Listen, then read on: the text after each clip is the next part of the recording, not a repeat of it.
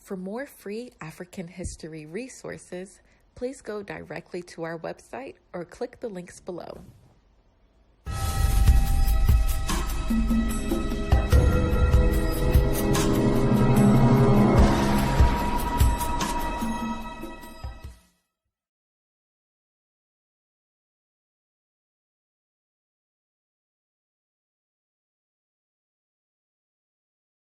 The Sultanate of Mogadishu.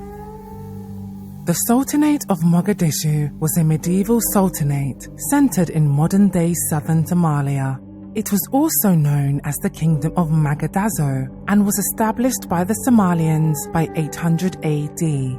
Starting from 900 AD, the kingdom became one of the more notable powers in the Horn of Africa region. The Horn of Africa region refers to the East African region that is home to the countries of modern-day Djibouti, Eritrea, Ethiopia, and Somalia. The Africans of the Sultanate of Mogadishu were Muslim, and it was another example of an Islamic African nation which became extremely prosperous and influential.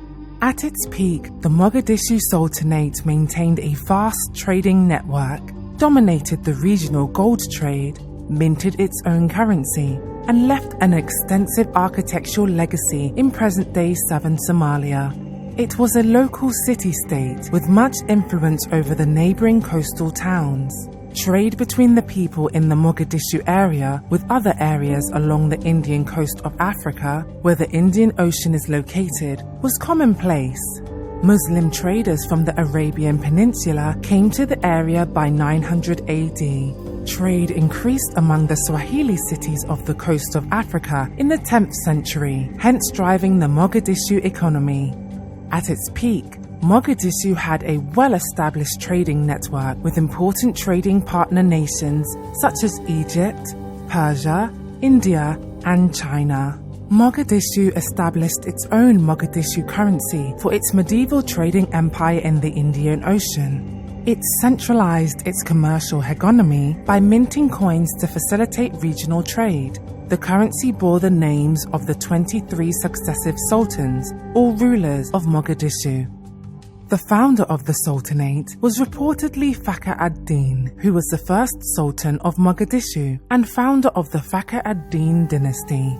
During his travels, the Arab geographer, historian, poet named Ibn Sayyid al-Maghribi noted that the city had already become the leading Islamic center in the region. Somalis were some of the earliest non-Arabs that converted to Islam.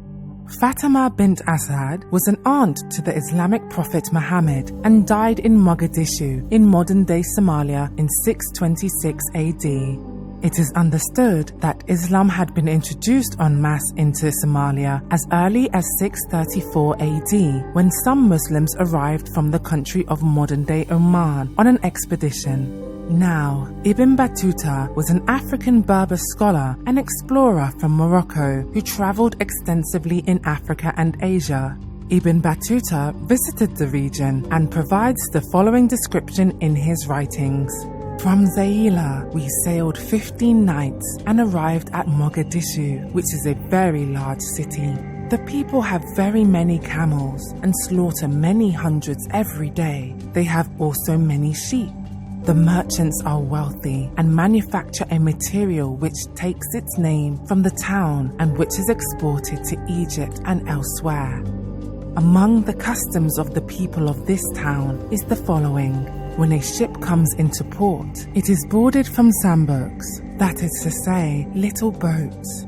Each sambuk carries a crowd of young men, each carrying a covered dish containing food. Each one of them presents his dish to a merchant on board and calls out, "This man is my guest," and his fellows do the same. Not one of the merchants disembarks except to go to the house of his host among the young men, save frequent visitors to the country. In such a case, they go where they like. When a merchant has settled in his host's house, the latter sells for him what he has bought and makes his purchases for him. Buying anything from a merchant below its market price or selling him anything except in his host's presence is disapproved of by the people of Mogadishu.